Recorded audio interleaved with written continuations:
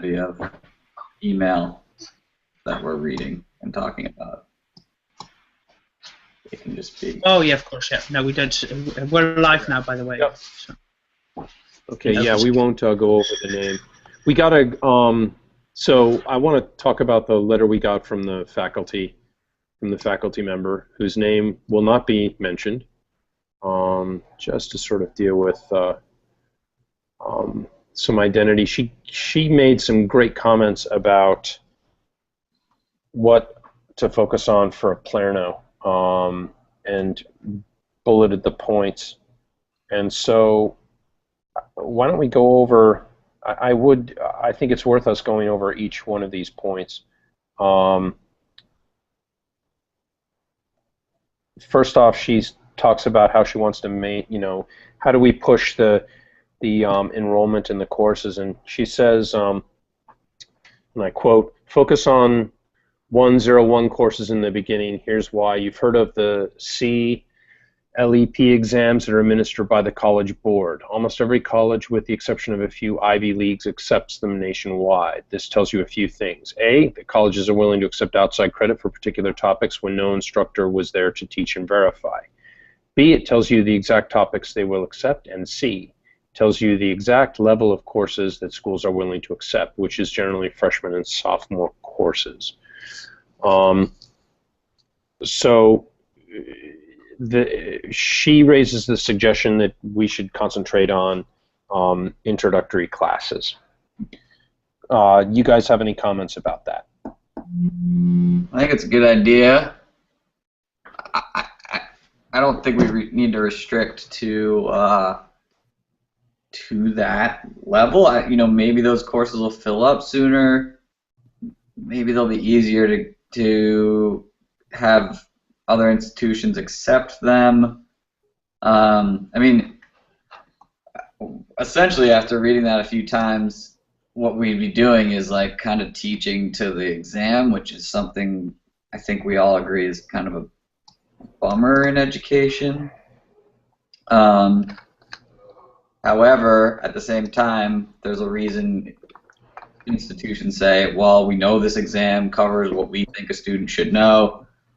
If they take it, they get credits. But it's also redundant because we are already giving them credit. Like, if they took our class, got 3 credits, and then what? Do they take a CLEP exam, like an AP test? Yeah, I think the idea of concentrating on having, well, there are 2 things, when she gets down to the recommendations. Number all courses with the intent of being able to place an Palerno course number into a 100, 200, 300, or 400 level category. I think that's a good idea. I want to think about it a little bit more because it does allow people, it's a kind of a familiar format. The only thing that I want to check on is whether that format is used Europe, Asia, Latin America, because I don't want us, again, we're trying not to position ourselves to, be just a U.S.-based institution. Right. I don't like the idea of this, CLIP exams to verify. I mean, this is a college, it's classic College Board of trying to, do a multiple guess exam to verify the skills that a student has. And it just kind of makes us like everybody else, to be perfectly honest, where what we want to do is avoid teaching to the exam, like you said, and we want to empower faculty to start creating new kinds of disciplines and skills and courses. So if a particular instructor wants to do that, I don't have a problem with it. Right. But I'm definitely not going to. I definitely don't want us to mandate that across the board or spend a lot of time on it because I'm getting a little overwhelmed with conversations and phone calls and emails from different people who now want to design certificates and degree programs, and some really cool ones that aren't CLIP, that have a huge potential market and following, both for the professors and for a Palerno. So, yeah. So I like the notion of numbering, but I don't necessarily. I don't like the idea of just concentrating on freshman sophomore stuff. Oh, Yeah, I'd like to add to that for the. Oh, yeah, I'd like to add for that. I was reading a very interesting article in the New York Times this weekend about especially. Yeah, there are a lot of courses which this happens to be about the University of Texas. There were a lot of courses. Yeah. I think you both read it as well.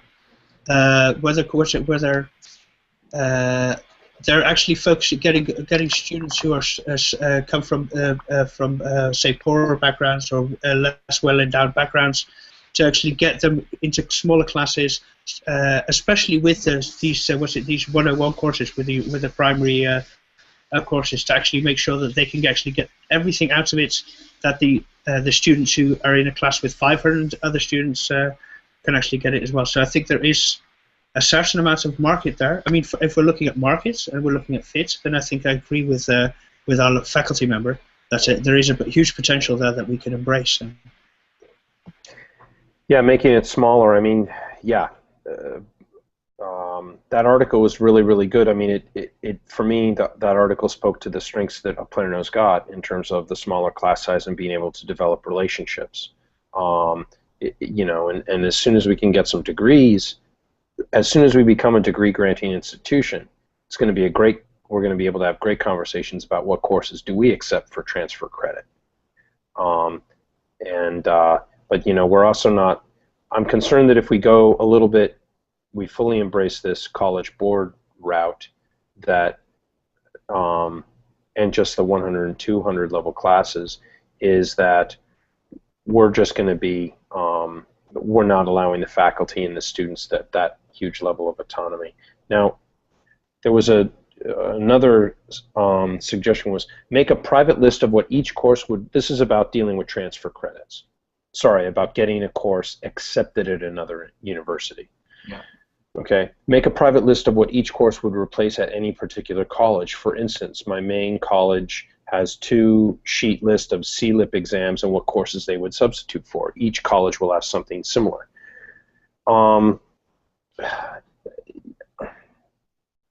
We have no idea where our students are going to come from.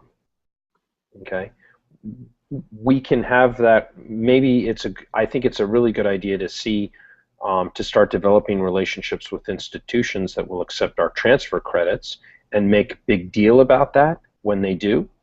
But that amount of work to find that substitute place is going to have to be done kind of on a student per student basis. If a student wants to take a class and get it transferred, you know, we've got kind of our starting that checklist piece to help them transfer the credits. But I think we don't have the capacity to do suggestion B, and I'm not sure it would be really. I'm not sure the return in terms of time is going to be good for us. Well, yeah, it goes with A, numbering, which is going to be so hard. I mean, I know community colleges around here have 4-digit numbers, whereas the state university has 3-digit numbers, and they're not even at 100 level. They start at 0 level, and they only go.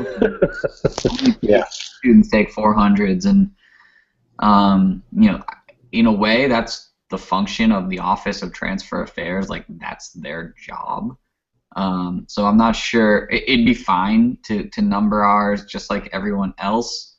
However, like, intro to critical thinking is obviously an intro level course, whether you number that with the 0, 100, 1,000, whatever it is. Like, it's just not. That's not even a language that's spoken among institutions in the same country, let alone who knows what international implications there will be, or not implications, but iterations. So, although, yeah, cool, like Film 101, we all get that that's intro to film, but so does the words intro to film. And so does the syllabus says this is an intro level course designed to expose somebody to the most broad strokes of a subject. But it's not necessarily a bad idea to sort of say, hey, this is beginning, this is intro, this is sort of intermediate, and this is expert. Yeah, it's just so difficult. I mean, when you get down a little bit later, I mean, every student who wants to transfer their credits is going to have to submit a syllabus from the class. Yeah. Okay. That's totally. I think that's perfect. It's going to have to be a syllabus. It's also going to have to be the skills list and documentation. It's going to have to also be some sort of letter potentially from their instructor, and it's also going to be, you know, us making phone calls and our support staff as we get larger, making phone calls to these universities. Here's the to hop down a little bit lower. It says, it is essential that a Plurno course uses a commonly accepted text that outlines nationally accepted standard topics for 101 and 201 courses. No, let's talk. What do people think about that? I can understand why you would do that, but it also philosophically, and what we are kind of about, is that that's not education, and that's not, I mean, it is, and you can totally teach that stuff, and that's totally fine. However, we are here to provide the opportunity for folks to not feel like they have to do that. Yeah. And also for students to feel like I'm not just getting corporate, like the same textbook year after year and just reading, you know, kind of in a linear learning fashion. We don't necessarily, again, if someone wants to learn like that and someone wants to teach like that, get together and have a class. But if you don't, that should not be encouraged if it's not appropriate. Yeah, I think you said it perfectly. The last thing I want to do is start mandating textbooks. Right. I mean, that just admits to the, like, what we're trying to kind of break away from. Daniel, you have any thoughts on that? Well, as you know, my technical faculty experience of my administrative experience is not as large, but having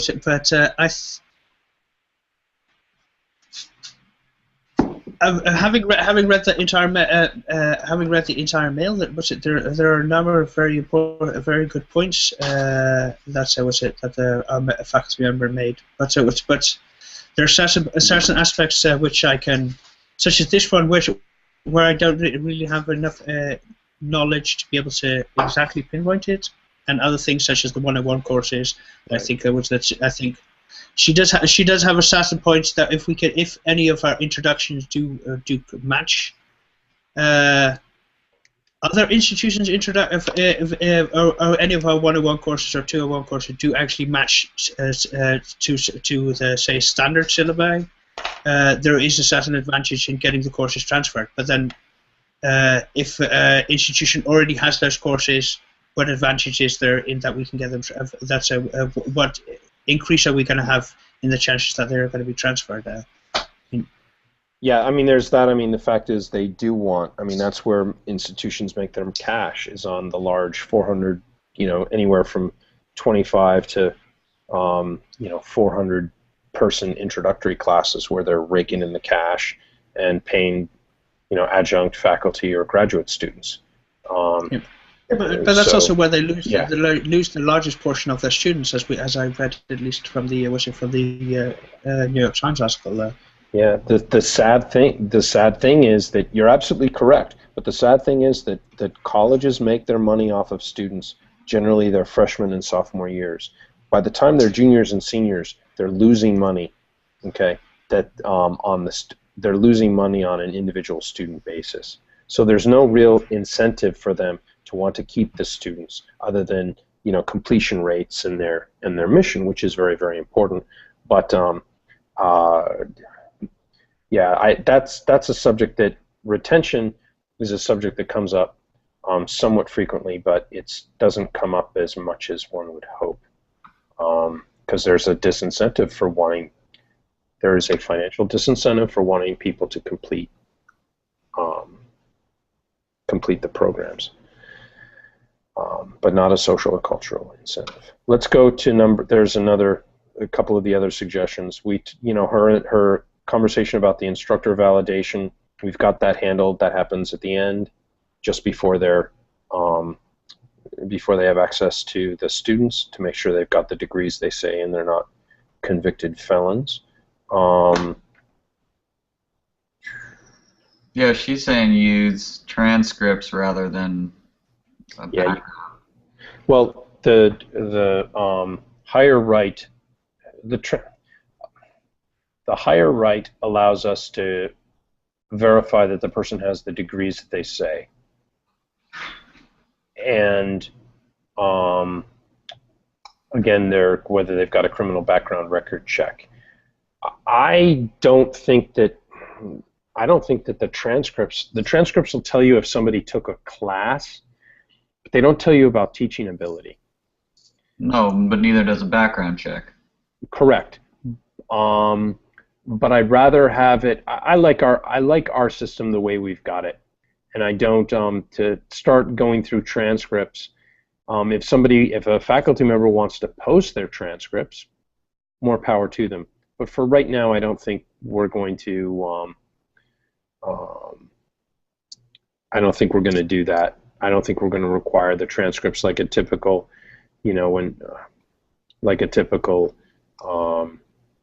institution. No, I don't think that's. God, it would have been hysterical if I had the transcripts of some of my professors in undergraduate or graduate school before I had taken the class. She's talking just about us validating credentials, not about students having access to teacher transcripts. Sure, and I'm saying that we validate credentials based on the degree, not based on the transcript. Okay, so and so. Yeah. So anyway, we're arguing over nothing. Well, no, the debate is: can we use transcripts instead of submitting background checks? No, they'd have to be official transcripts from that institution. Right. God, I'd rather to.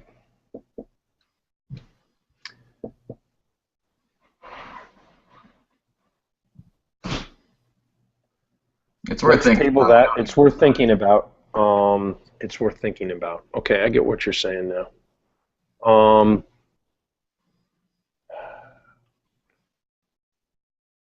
All right, number 3, we can. It's a good point, but we don't really need to chat about it. Yeah, we don't need to chat about it right now. Gear the front page more towards the student, basically. Yeah, unfortunately, we're still also really working hard to recruit faculty. But that point is a very good one.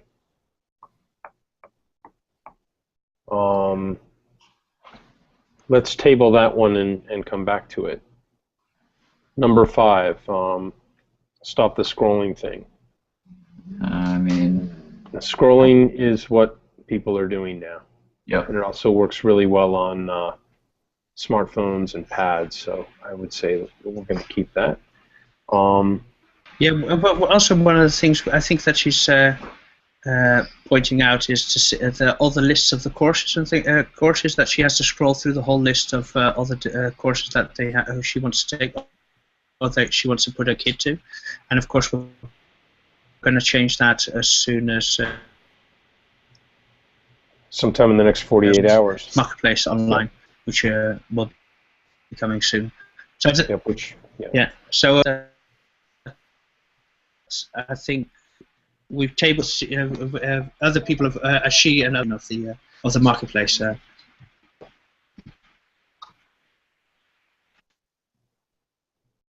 Yep.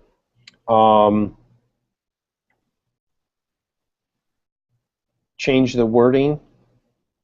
Yeah, that's fine. It looks good. I'll change the FAQ. I think she makes a great point. And then, that's great that she took the time to write that up and send it, and it was really good. That having that kind of feedback and that engagement is really important. So thank you, unknown faculty member. Well, we know who you are, but we don't want to say who you are over the screen unless we got permission. The BeCandid.co. Okay, that website where they simple, honest, clear company culture scores from current employees.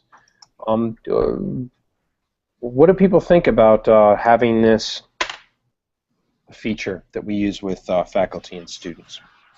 Well, I'm fond of it. Could be cool. This is one of the reasons. I don't know if you've noticed at the bottom of all my Applara emails, I've put in what's it that you can actually give me a score on and how I dealt with you. But it's also on all the webmaster emails that are sent out from the marketplace, so that you can actually say, was this informative enough? Was this valuable information that you got? So we can actually directly grade ourselves on what our performance is. But of course, anything that can add to the transparency as well, to make sure that we're actually doing the job that we set out to do, rather than that we only think that we're doing the correct, or get any valuable feedback. I think any type of feedback, especially in the early stage, is very important. Yeah, I mean, we should hold ourselves to the same standards that we're holding the faculty to. So I don't have a problem with it at all. That would be my default position. But Dan, what do you think? It's cool. I mean, it's cool. It's not. Come on, speak your mind. Go ahead. I'm trying. It's not necessary. I don't know if we want to put energy into it at this moment. I mean, what is it going to do for us right now? Like, why do I care that people like working at Square? I do, I guess, if I'm going to use that company, but our feedback from the faculty has been consistently positive. Do we need to pay somebody, or is this free? It's free. You know me, I love free. I don't like to pay for services like this. Pricing?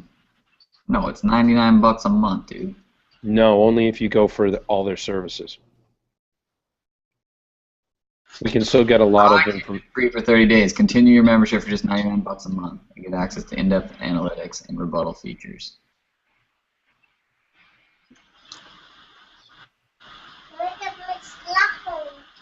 Let's table it, and we will get to.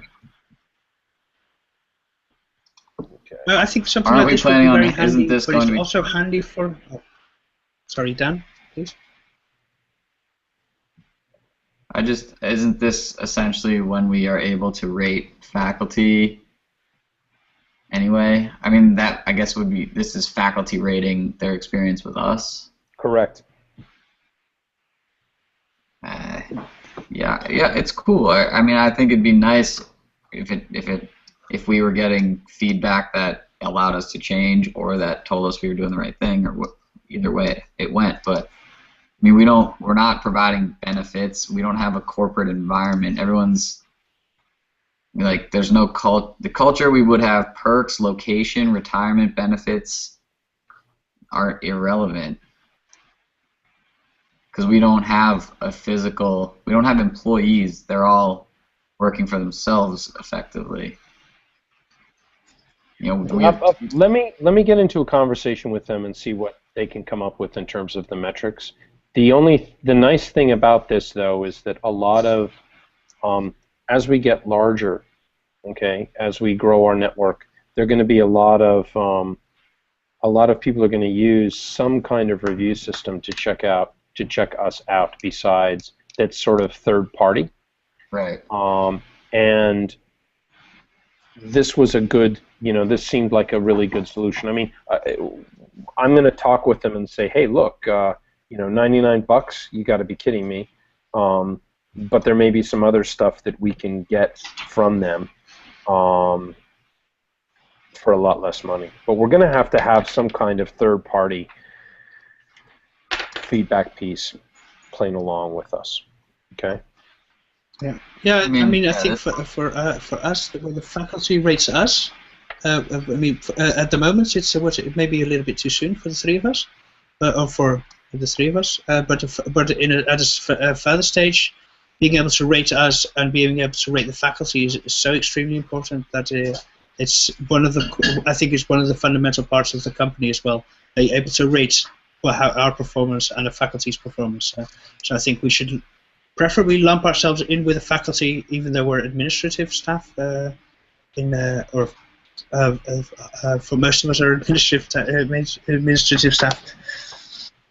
That we be able to do everything as all. Yep, I mean, we're all just going to start calling ourselves faculty support. That will, the last thing we want is, administration and then to have to take on that baggage in terms of being lumped in with that. But yeah, no, we've got to figure out a way to rate our individual performance. Yeah. Guys, put it this way, Microsoft is on here. They have 3 reviews and they have 10,000 employees. Yeah, and that should tell you something about the Microsoft corporate culture. Okay. I mean, no one on here has more than 3 reviews other than Square.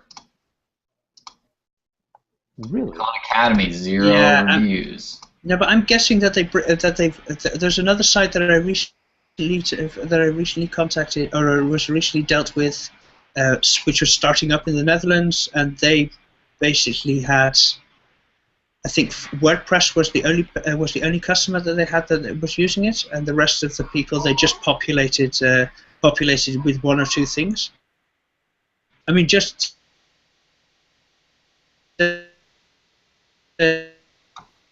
fill the site more than anything else there.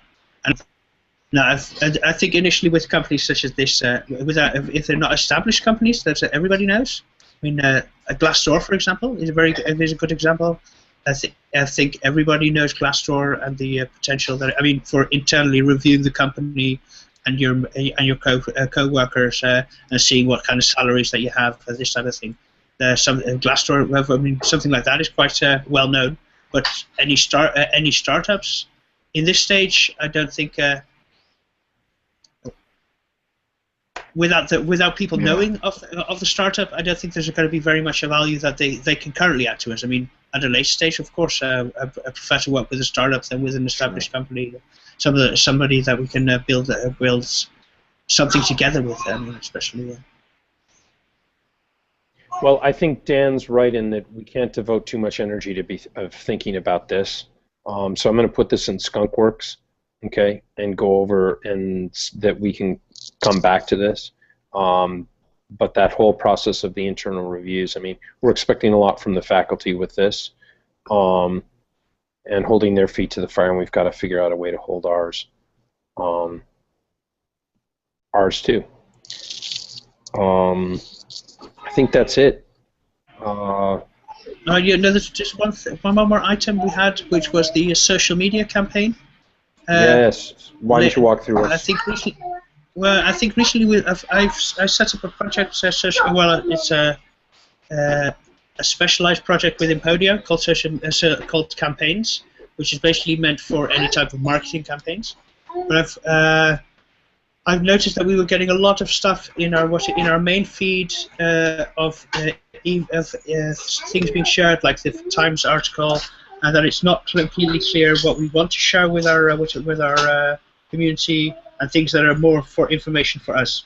So I actually wanted to separate that, so that anything that we're going to post online, or which we have posted online, that it comes into our community, into our marketing feed or our social media campaign feed for May.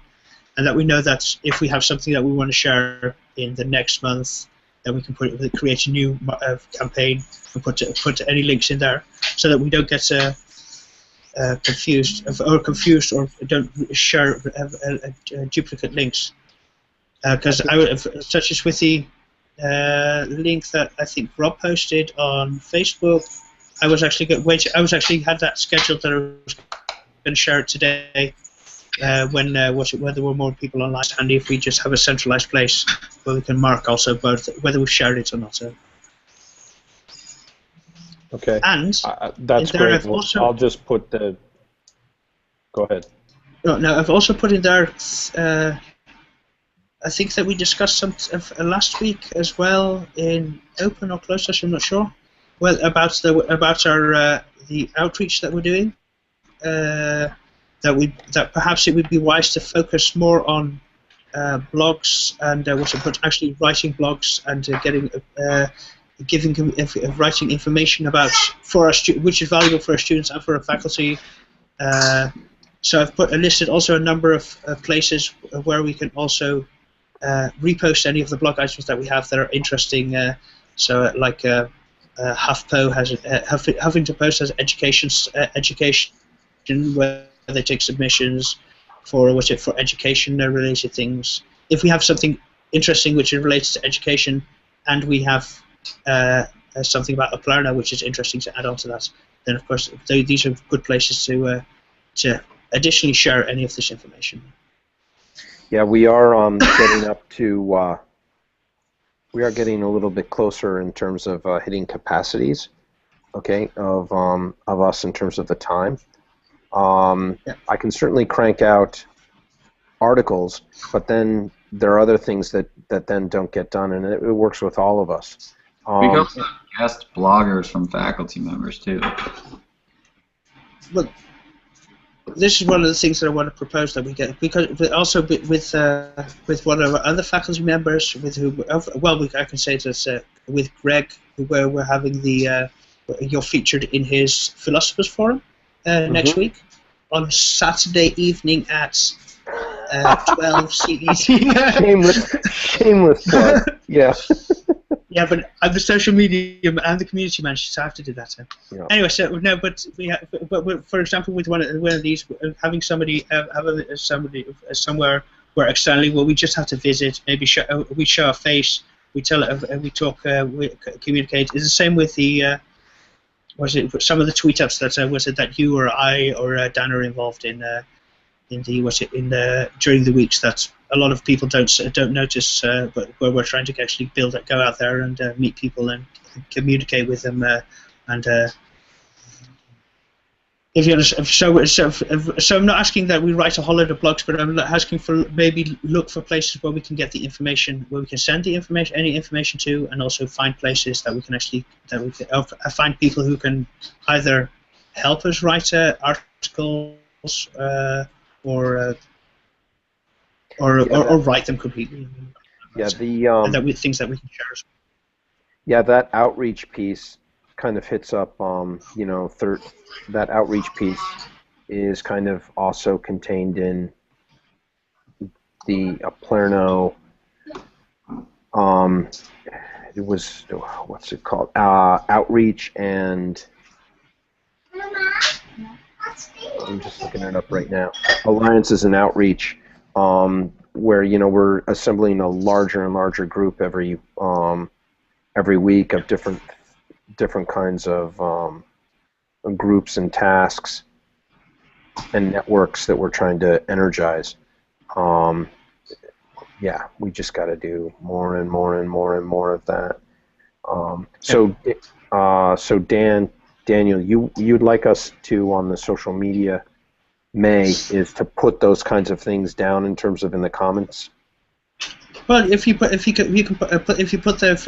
links in the comments, or add a task that this needs to be posted, and perhaps this a paragraph of text added onto it, but so that we're not so that we do have some kind of method to the madness of. Okay. And that we can actually make sure that it's all posted at times that we're going to get the most bang for our buck, basically. Yeah. Okay. The final piece is that, okay, even today I had a meeting early, but from now on at 8:30 Mondays, if that's good with everybody, we'll have the meetings. We'll have our weekly Monday morning meetings at 8:30. Okay. Does that work? Yeah, Eastern Standard Time. I just want to say that, Eastern Standard Time, because that means that it's 2 o'clock in the afternoon for me. Yes, Eastern Standard Time. Yeah, you're right. 8:30 Eastern Standard Time. That works for everybody. Yeah, I like the 10 o'clock spot, but I can do whatever. I like the 8:30. It helps. It helps me to just get in and do this. Because I can then schedule other things later on in the day, versus if it's 10, it's right smack dab in the middle of the morning. Kirk, do you still want to go to Norwich tomorrow? Oh. I can can't. take Is this that. something that you want to talk about publicly, or? Yeah, we'll talk about that after. Yeah, that's exactly. Yeah.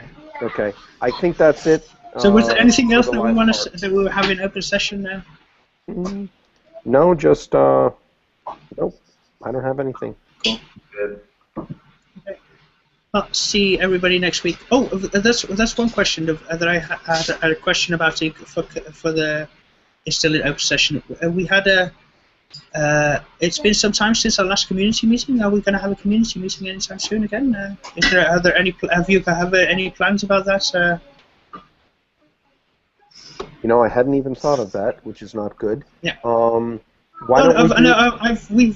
We had some dates that we wanted to. We might want to do it towards the end of the month, but the end of the month is fast approaching, of course.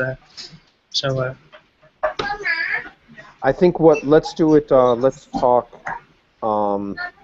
Let's shoot some dates around via email, and then what we'll do is I kind of want to. I would like to wait to give people a little time, because this is still the end of the school year with graduation and faculty meetings in North America. So if we can do this in early June, I think that would be better. But Dan, when do you head on your trip? No, Dan Daniel. Kirk? Oh, me? I'm not sure if it's going to happen. I don't know. If I do, it'd be the first week of June, but I'd be... Yeah. Actually, and Daniel's got his trip the first week of June. So we'll do it end of May. Let's handle this via email, and we'll set a date. Okay. All right. I think that's it. Cool. Thank you very much. All right.